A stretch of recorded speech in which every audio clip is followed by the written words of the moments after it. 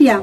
और आपको पता होगा कि आज प्रधानमंत्री जी हर गरीब के घर में मुफ्त राशन भेजने का काम कर रहे हैं, लेकिन कांग्रेस ने कभी मुफ्त राशन भेजने का काम किया?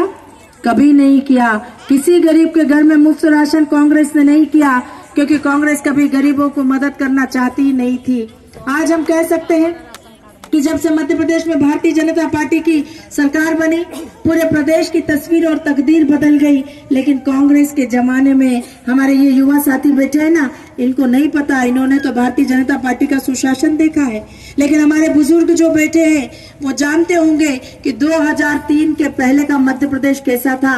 मुझे खुद याद है कि शाम होते होते मैं जल्दी खाना बना लेती थी, क्योंकि मुझे पता था कि 8 बजे लाइट चली जाएगी, फिर रात भर लाइट नहीं आएगी।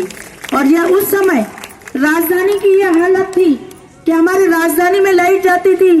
74 बंगले में जहाँ मैं निवास करती हूँ, वहाँ वीआईपी एरिया कहलाता है। उस वीआईपी एरिया में रहते हुए भी 8 बजे के पहले अपना खाना बना लेती थी, बच्चों को खिला देती थी कि 8 बजे के बाद अंधेरा होने वाला है, क्योंकि कांग्रेस की निकम्मी सरकार ने पूरे मध्य प्रदेश को अंधेरे में गुम करके रखा हुआ था। सड़कें ऐसी थी कि जब चलते थे तो पता चल जाता था कि सड़कों पर गड्ढे हैं कि गड्ढों में सड़क है।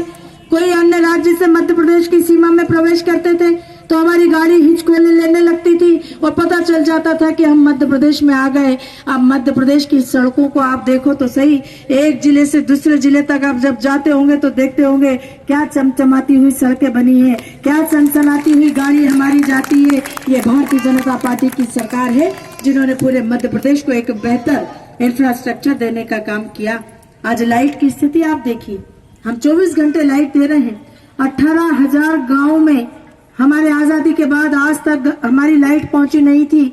मध्य प्रदेश में और देश में जब भारतीय जनता पार्टी की सरकार बनी, तब हमारी सरकार ने इन गांवों में लाइट पहुंचाने का काम किया। और अब हमारे खेती के लिए किसानों को 18 घंटे बिजली दी जा रही है और गाँव में 24 घंटे बिजली दी जा रही है। हमारे शहर में अब बिजली नहीं जाती। आपके यहाँ जाती है बिजली?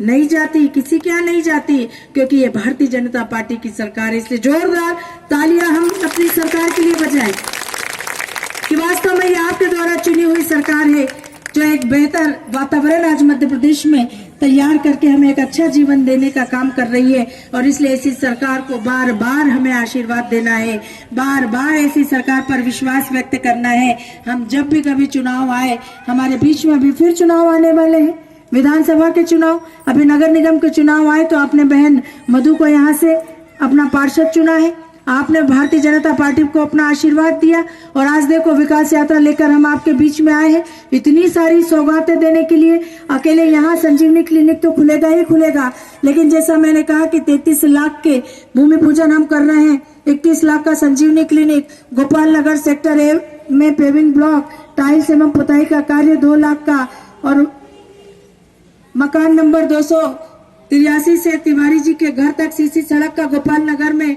5 लाख की लागत का वह सड़क भी बनने जा रही है। और साथ ही साथ हमारा 21 लाख का ये संजीवनी क्लिनिक, जो यहाँ के अगर लोग मना करें कि हमें यहाँ संजीवनी क्लिनिक नहीं चाहिए, तो आसपास जो भी जगह आप बताएंगे हम वहाँ निर्माण करेंगे। जहाँ आप चाहेंगे हम वहाँ, जहाँ पर हमारे लोग चाहेंगे कि यहाँ संजीवनी क्लिनिक बनना चाहिए, हम वहीं संजीवनी क्लिनिक बनाएंगे। हम जबरदस्ती दबाव करके जहां हमारी मर्जी हो ऐसा काम हम नहीं करेंगे। हम अपनी मर्जी से नहीं, हम आपकी मर्जी से काम करते हैं, क्योंकि हमको आपने चुना है। और आपने इसलिए चुना है क्योंकि हम आपकी सेवा करें।